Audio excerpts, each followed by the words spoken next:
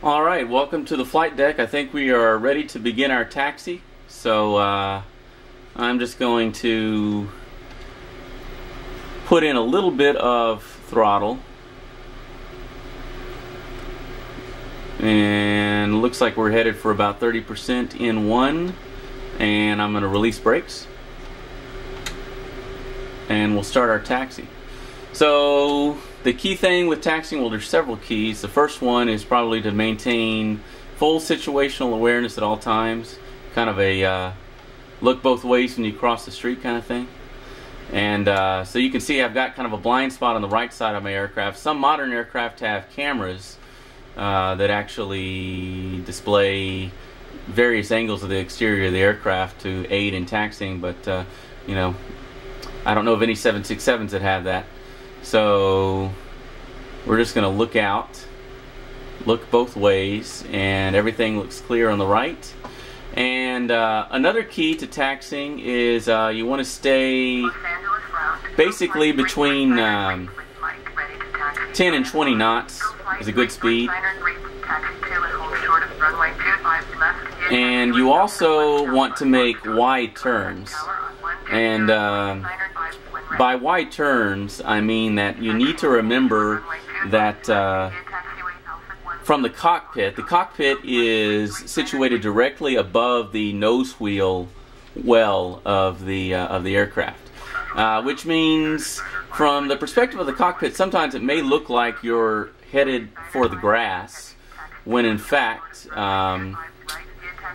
you are free and clear. So you'll see I'm going to kind of wait to make my turn, and it looks a little bit like I'm over the grass, but in fact I'm not.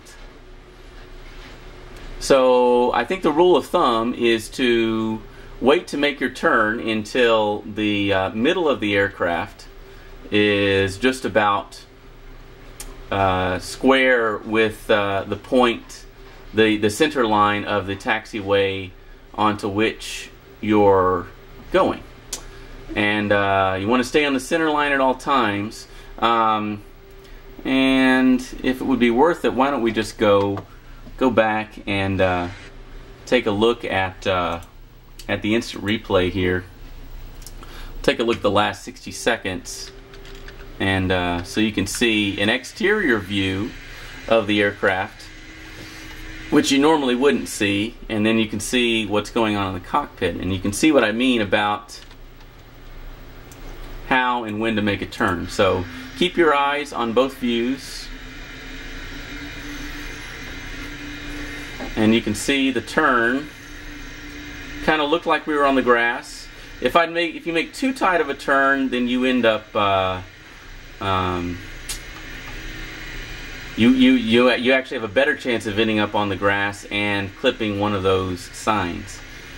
So as you can see, once you get accustomed to taxiing, then you're golden, and you're pretty much mistake proof.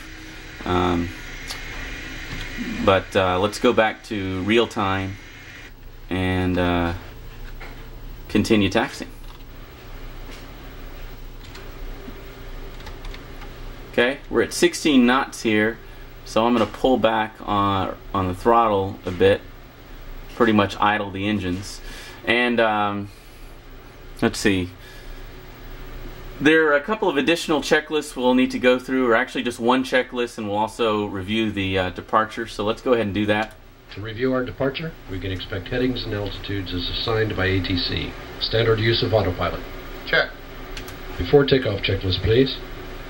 Flaps. Flaps 15, required. Gated, indicated. Flight controls. Checked. Packs. They're on. Takeoff briefing. Reviewed. Before takeoff checklist complete. Hello. Okay, thanks. Cabin secure. Okay. So that's pretty much outside of seating the cabin, since they're probably the crew is probably preparing the cabin for takeoff by picking up cups and drinks and making sure seat belts are fastened and seat backs are in the upright and locked position along with the tray tables. So I'll kind of wait till we're nearing the threshold to do that. But in the meantime, I generally like to think about the takeoff procedure, and generally I think about, I review the fact that the initial altitude clearance is to 8,000 feet. We're at 140 feet MSL. That's above mean sea level right now. And on our horizontal situation indicator, that reminds me that the runway heading is a stippled line, so we're running really anti-parallel to the runway. The runway is actually in this direction, pointed downwards. We're traveling at heading 70 right now, and you can see a bit of the stippled line, the magenta stippled line that represents the initial heading we'll want to be shooting for, which is 283. So we'll be making about a 30-degree, I guess, right turn, if you will, straight out of takeoff, and climbing to 8,000 feet. To go back over our V speeds, V1, the point of no return, is 124 knots, and we'll rotate 129 knots and shoot for 156 knots, and then retract flaps to 5, 15, and up at 20 knot increments thereafter. So we're pretty much at the threshold. Let's seat the cabin. Seat the cabin, please. Slam on our brakes here Cabin to slow crew down. seats for departure, please. Alright. Whoops. And I'm gonna stop at the threshold.